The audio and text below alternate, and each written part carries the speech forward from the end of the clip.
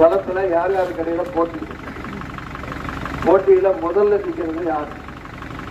எந்த கூட்டணி பலமான கூட்டணி? தளபதி ஸ்டாலின் அவர்கள் ஏற்படுத்தியிருக்கிற கூட்டணி திமுக காங்கிரஸ் நான் சொன்ன மாதிரி இந்த 22 கட்சி கூட்டணி போன தடவை தேர்தல் காட்டிலும் வலுவான கூட்டணி. அப்ப தேமுதிக அப்படி ரெட்டல போட்டி போட்டு அதிமுக போட்டி போட்டு அவங்க வாங்கின ஓட்டு 50,000. நான் சொன்ன மாதிரி எடப்பாடி மறுக்கிறாங்க. நான் 89 வேதாயத்துக்கு நான் தலைவராக இருக்கும்போது எடப்பாடி வேலை எம்எல்ஏ தான் இருந்தேன். மொத்தம் தெரிஞ்சவர் தான் வேண்டியவர் தான். ஆனா அவர் வந்த பிறகு இந்த கட்சியை கட்டுக்கோப்பா வைக்க முடியல. முதலமைச்சராக இருந்த பன்னீர்செல்வம் திமுக அமைச்சர் 3 முறை முதலமைச்சராக ஜெயலலிதா ஆக்கின பன்னீர்செல்வம் திமுக எம்எல்ஏ சீட் வாங்கி நிற்கிறார் இல்லையா? பக்கத்துல ஒருத்தநாட்டில் இருக்கிற வைத்திலிங்கம் செல்வாக்கான மந்திரியா இருந்தவர், அவர் சேர்ந்து ஒருத்தநாட்டு சீட் வாங்கி நிற்கிறார். ஸ்பீக்கர் பையன் வாங்கி நிற்கிறார். இப்படி நிறைய பேர் திமுகவில் பாதி மந்திரி பாதி அதிமுக மந்திரி தான் இருக்கு. கொஞ்சம் கொஞ்சமாக சேர்ந்தாங்க. இந்த தேர்தலே ஒரு 10 பேர் சேர்ந்தாங்க. அவரால் அது கட்டுக்கோப்பா கொண்டு போக முடியல. இன்னொரு தினகரன் ஒரு கட்சி ஆரம்பித்து அவர் கூட்டி போட்டு போயிட்டார். போதாக்கு சசிகலா ஒரு கட்சி ஆரம்பித்து அங்கே பற்றி நான் போர் போடுது.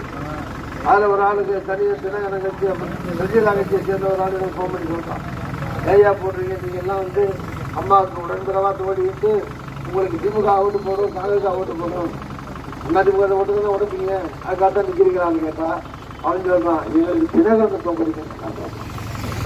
தினகரன் 10 இடத்துல நிற்கிறாரு, 8 இடத்துல அவரை ஏற்று போட்டு தோக்கடிக்கிறான். அக்கா மையம் எப்படி ஒற்றுமையா மோடியும் அமித்ஷாவும் பயமுறுத்தி வந்த கூட்டணி. ஆனால் இது காங்கிரஸ் திமுக உள்ளிட்ட இந்த கூட்டணி இயற்கையான கூட்டணி.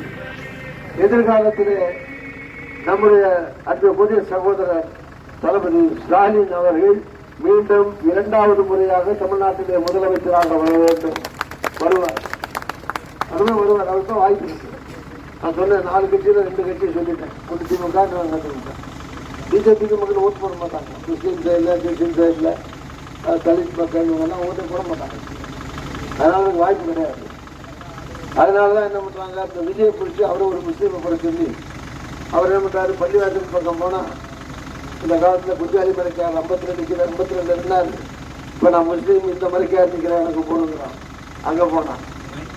பள்ளிவாசல் பக்கம் போனால் நான் நியூ ஜோசப் கட்சியில் நிற்கிறேன். இந்த ஜோசப் விஜய் கட்சியில் நிற்கிறேன் எனக்கு ஓட்டு போடணுங்கிறாப்புல. தேர்தல் நேரத்தில் ஜாதி மதம் இதெல்லாம் தேர்தல் நேரத்தில் பேசி ஓட்டு கேட்கறதே அசிங்கம் இருக்கு. கேட்கக்கூடாது.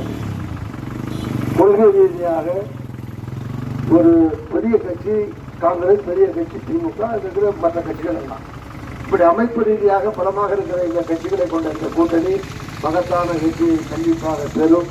அதில் எந்த சந்தேகமும் கிடையாது. உங்களுடைய சட்டமன்ற உறுப்பினர் ராமச்சந்திரன் 1500 கோடி ரூபாய் காவிரி தண்ணீர் வர்றதுக்கான திட்டங்களை மறுபடியும் அறிவித்திருக்கார். இந்த திட்டம் தொடங்கும். ஏழை எளிய மக்களுடைய மருத்துவ வசதிக்காக 60 கோடியில பொது மருத்துவமனை புதுக்கோட்டையில் மெடிக்கல் காலேஜ் ஹாஸ்பிட்டல். இப்ப இனிமே போனா பொது மருத்துவமனையிலே ஏழை எளிய மக்கள், சாதாரண மக்கள் அறந்தாங்கிலேயே வைத்தியம் செய்யக்கூடிய அளவிற்கு மாவட்ட பொது மருத்துவமனை அறந்தாங்கி கொண்டு வந்திருக்கிறார். எல்லா மக்களும் ஏழை எளிய மக்கள் பலனை இருக்காங்க. இது மாதிரி